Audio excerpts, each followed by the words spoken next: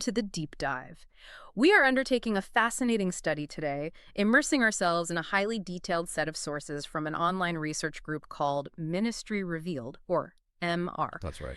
They've built an ambitious prophetic model that, well, it fundamentally challenges the common 7-year tribulation view, instead asserting a much longer 14-year period. Our mission here is to unpack their core logic, specifically how, following key global events in late 2024, they are trying to use ancient calendar flips and jubilee counts to pinpoint the exact moment this 14-year period begins. Yeah, it's a dense read, definitely highly structured, though. Mm. MR asserts that they have unequivocally proven their core revelations using Scripture, stretching from the creation account right up to Revelation. Our task isn't really to validate the doctrine itself, but more to understand the mathematical and historical connections they use to answer that critical question they are facing right now. When is it going to start? Okay, so let's unpack this core 14-year model first. This is where MR starts, arguing that the end of days isn't just one event, but 3 occurring over above in 14 years. How do they use the Gospels to support this, specifically by reading them in reverse? Right. The revelation they claim is that the 3 traditional views, pre-tribulation, mid-tribulation, and post-tribulation, are all true, just applicable to different groups of people. And they apply the principle, the first shall be last, to the synoptic Gospels. Luke, then Mark, then Matthew. Hold on, reversing the order of the synoptic Gospels, Luke, Mark, Matthew. That's a massive interpretive step. What is MR's core justification for ignoring the traditional reading order? Well, they argue that the subject matter itself defines the timing. So Luke's discourse speaks primarily about the most prepared group, the bride of Christ, who they say are taken in a pre-tribulation rapture, experiencing this 7-day wedding in the third heaven. Mark then describes the great multitude rapture, taking place sort of midway through the judgments in the 7th year seals, delivering the, let's say, less prepared but still faithful world of the church to paradise. I see. So since Luke describes the highest, earliest event, MR places it first.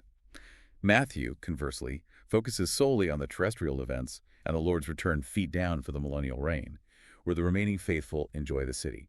That focus on the final physical return is why Matthew, representing the post-tribulation perspective, must be last in their view. That distinction, bride in the third heaven, multitude in paradise, faithful on earth in the city, that definitely separates the 3 groups, clearly. Now, how does that sequence translate into the 14 years? So the 14 years are divided into 2 distinct 7-year halves.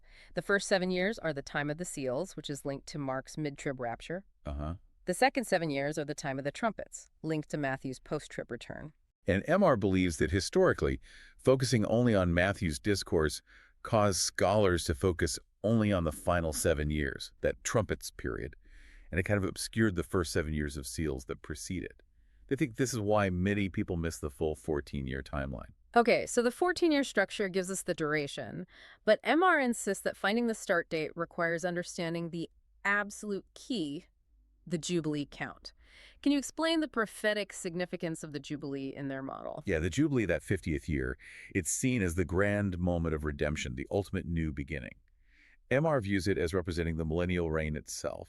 This whole timeline is framed by the feasts of the Lord, especially the Feast of Tabernacles, which is 7 days long, representing those 7 years of trumpets. Okay. And the day after Tabernacles is the 8th day Holy Convocation, which MR views as the symbolic start of the Jubilee, the 15th year, that ultimate new beginning.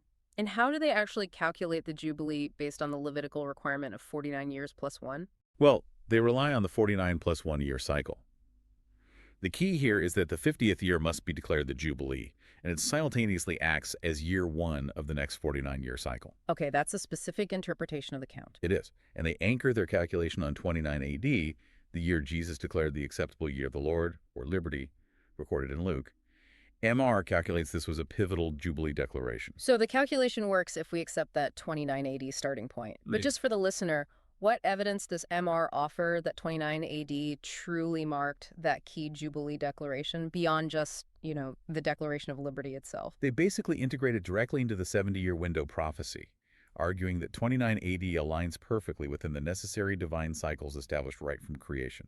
Using that date and calculating forward, using the 49-year increments. That's how they land on the next Jubilee falling in 2038. 2038. Yeah. And this date, MR argues, is the non-negotiable endpoint. It confirms for them the overall time frame is near. Okay, if 2038 confirms the end of the period, that means the start of the 14 years would have to be 2024. That definitely explains the urgency to find the start date now. But what happens if MR's 49 plus 1 calculation method is wrong? What if it's counted differently? Ah, that's exactly what the sources explore. Yeah. If the gout were based on, say, 50-year increments standing completely alone, rather than the 50th year doubling as year one, Right. the next Jubilee would actually be 2079, and that would push the start of the tribulation all the way back to 2065. Wow, 2065, that's a huge difference. It is, and MR uses this contrast, 2024-2025 versus 2065, to really reinforce the certainty of their current timeline. They argue that the rapid acceleration of prophetic events in the world just makes the 2065 start seem impossible, thereby strongly confirming for them the necessity of the 2038 Jubilee. That makes the urgency very clear. However, MR's previously calculated prophetic timing, which was based on the traditional Nisan, the spring calendar start that appears to have passed. So now they are looking for the start in the fall calendar. This Yeah. is where their mirror theory comes in, right? Yeah. Why must Tishri 1, the fall start, be the prophetic beginning of the year for the end times, according to them? Yes, the mirror theory. Yeah. It connects directly to the different houses of Israel. Right. The spring calendar, Nisan, relates to the house of Israel and the fulfillment of the spring feasts by Christ's first coming. The fall feasts, however, relate to the house of Judah.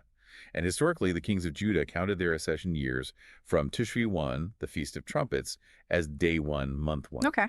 So MR reasons that since the end times relate to the final redemption of Judah, the prophetic calendar must kind of flip or mirror to Tishri for this period. And furthermore, think about the Jubilee trumpet. It's blown on Yom Kippur, which is Tishri 10. The only way Tishri 10 can logically be the 10th day from the beginning of the year and not the 10th day of the 7th month is if Tishri 1 is designated month 1. Ah, I see the logic there. And this Tishri start then fits perfectly with how they see the final year of the 14-year cycle playing out. It does, yeah. MR connects this to Matthew's discourse on the days of Noah. They argue the final 14th year of the tribulation, what they call the year of vengeance, will be exactly 1 year and 10 days long, and has to end precisely on Tishri 10 for the Jubilee sounding. That specific duration, 1 year and 10 days, only fits neatly within the 49th year of the Jubilee cycle if Tishri is the beginning of the year. Okay, here's where it gets really interesting, connecting these ancient calendars to historical events. How does MR use things like, say, Noah's flood and even the winter solstice to validate that Tishri is month 1 count? Right, they identify this historical calendar flip through a couple of powerful examples they present. First, Jewish history records Noah's flood started on the 17th day of Cheshvan. Now, Cheshvan is traditionally the second month. That designation only really works if Tishri was month 1 back then, making Cheshvan month 2. That's their argument. Okay, that's one point. What's the second? The second one looks at Jesus' birth. The traditional calculation places it around the third month, 15th day. Now, if Tishri is month 1, then the third month becomes Kislev. And Kislev aligns with. Kislev aligns with the winter solstice, usually around December 25th on our calendar. That is quite ingenious, using the timing of John the Baptist's birth at the summer solstice, the point where the light starts decreasing, to justify a Tishri count that leads to Jesus' birth at the winter solstice, the darkest day, to fulfill the prophecy that the light shines in the darkness and must increase. It ties prophecy and astronomy together quite neatly. Exactly. This Tishri count ensures that the light shining in the darkness happens precisely in that December timeframe, which for them further validates the calendar flip they needed to find a current start date. So, by counting from Tishri 1, the fall start, instead of Nisan 1, the spring start, MR performs the same 7 Sabbath calculation they did before, but now it identifies several new potential prophetic watches that push well into 2025. What are these specific periods they're watching now? Right, by applying this Tishri as month 1 count, they look for 3 key markers, all related to ancient historical or prophetic typologies. Okay. The first, most immediate watch relates to Cheshvan 17. That's the second month, 17th day. The anniversary they link to the start of Noah's flood. This translates to approximately November 17th in the Gregorian calendar. MR specifically links this date to the Lord's return on the 8th day after the wedding week to begin his 40 days appearing as the Son of Man. Okay, November 17th, and the second watch. That centers on the winter solstice connection we just discussed, relating to the third month, Kislev. Correct. The second watch centers around Kislev 15, the third month, 15th day. This calculation places the start of the 7-day wedding and the subsequent 40 days of the Son of Man around December 25th, coinciding with Hanukkah. And Hanukkah itself has significance here. Yes, Hanukkah itself is seen by MR as a typology of tabernacles, the very feast that represents the Jubilee transition. So that gives that period immense prophetic weight for them as a potential start for the whole 14 years. Makes sense. And the third possibility? Finally, the third possibility for the start is derived from running their 7 Sabbaths count forward from that Tishri start date. One potential endpoint calculation lands them on Tu B'Shvat, which is the New Year of Trees, in February 2025. Tu B'Shvat. Why is that significant? Well, this date has prophetic weight because it relates to Israel's replanting of the land, particularly after 1949, signifying the rebirth of the nation. So it could potentially mark the beginning of the final timeline in their view. This whole exercise really is a mere reflection, like you said, of their prior calendar work. So what does this all mean for you, the learner? We have this persistent, non-negotiable belief from MR in the Jubilee countdown ending in 2038, but also a willingness to shift the starting calendar to Tishri, which results in several specific high-watch periods extending now through early 2025. Exactly. MR has, in a way, managed to solidify the when of the end, that 2038 window, while creating flexibility around the precise start date.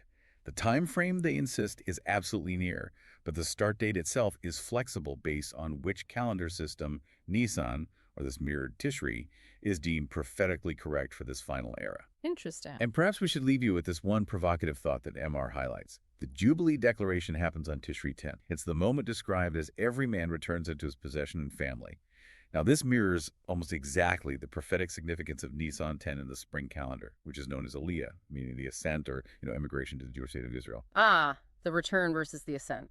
Precisely. So if the calendars have truly flipped or mirrored for this end time period, then the moment of the ultimate physical return to Israel, Aliyah, proclaimed at Nisan 10, is a perfect reflection of the ultimate spiritual and physical Jubilee restoration declared at Tishri 10.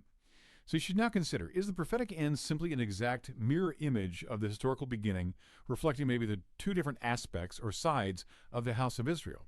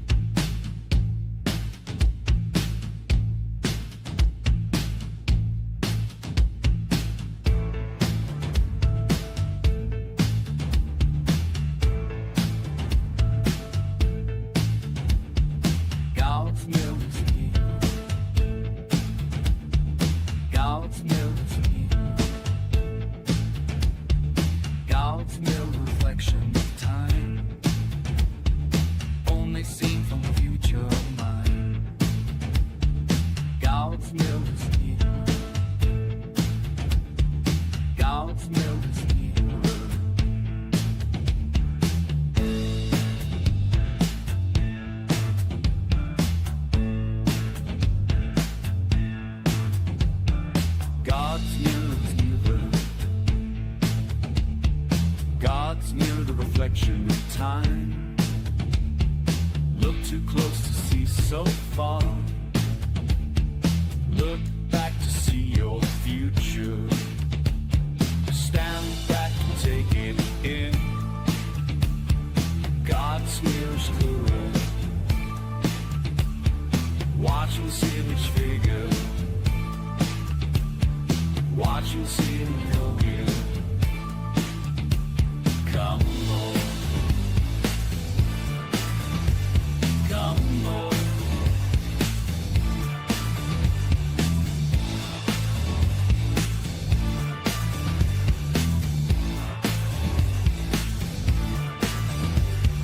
God's mirror's nearer. God's mirror's nearer. God's mirror's nearer.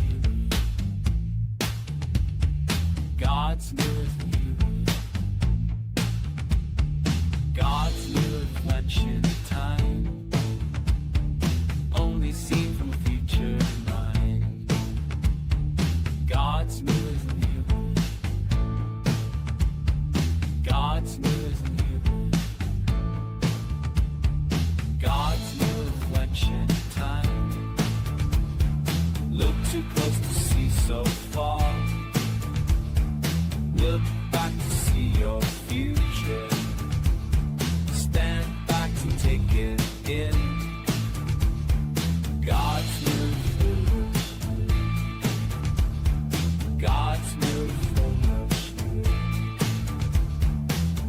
Watchmen see the figure. Watchmen see it coming here.